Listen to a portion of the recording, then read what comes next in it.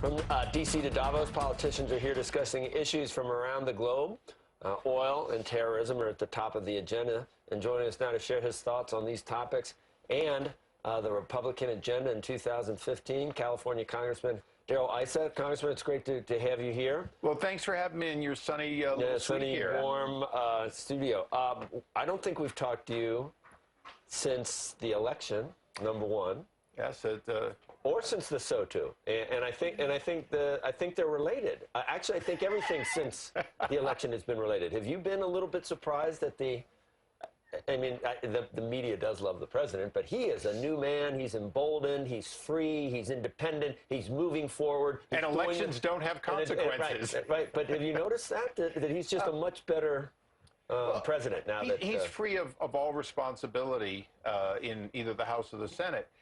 The reality is that he's trying to figure out how he's going to address a House and a Senate that are going to send him bipartisan bills, over 100 that left the House, that died in the Senate, that had support, broad support by Republicans and Democrats. And so far, he hasn't had to face those. But I think that's what he didn't address in the State of the Union. He was able to do the paid leave for government employees. So what's left that he can do unilateral? Is he run out of it? He's done almost everything he can do at this point. No, there's always something new that some lawyer will justify. But, you know, paid leave for government employees sounds like a great idea. But remember, that will reduce the number of full-time employees.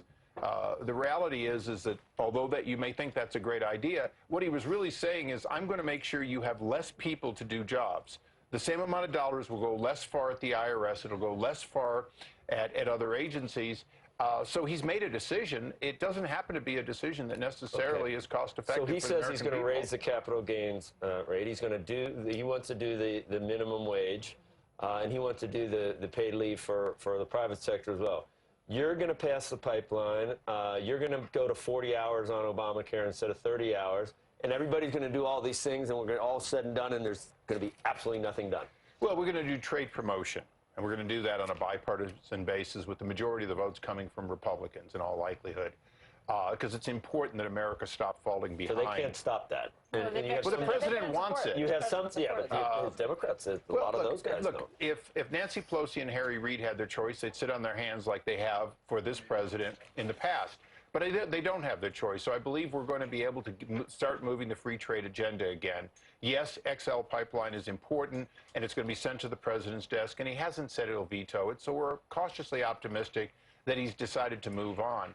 But there are so many other issues that are not insignificant. You know, for the technology community, and for that matter, the companies that are here at the World Economic Forum, they'd like to see advances in, if you will, patent reform and in copyright.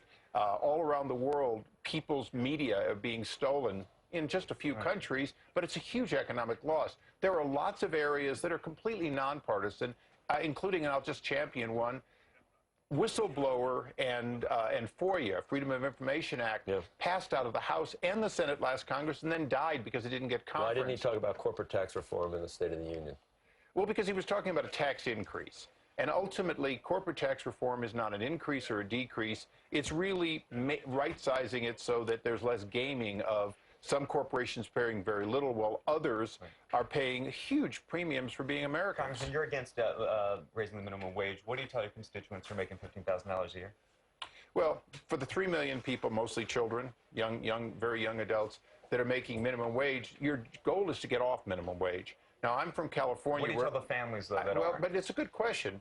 Look, I'm from California. California, like every state in the union, can have its own minimum wage. San Francisco, I think, is $15. So the arithmetic doesn't come out to in California to $15,000.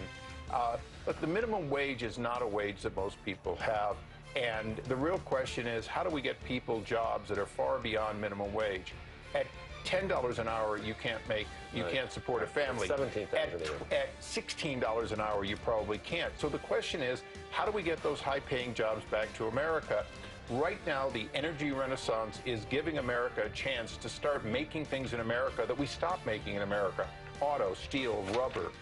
The reality is there's a lot of good things happening. If you look at Dow, a major international company, because of low-cost natural gas, they're making a decision to make chemicals in America again. And these are the jobs that you don't talk about minimum wage. You talk about, do you have the skills for that $100,000 job? And if you don't, those companies will help get them to you. So there's a Congressman, lot of good things happening, thanks and for I'm joining us. filibustering even though I'm not I know, a we gotta senator, go to break. because I'm in Davos, and this is an exciting I know, time. but you don't you travel incognito over here, I'm sure, because I think you get heckled in this place. This is like San Francisco on steroids. No, this is a free thinking area. Yeah, that's for sure. All right, coming up, Congressman, thanks. Great to see you. Coming up.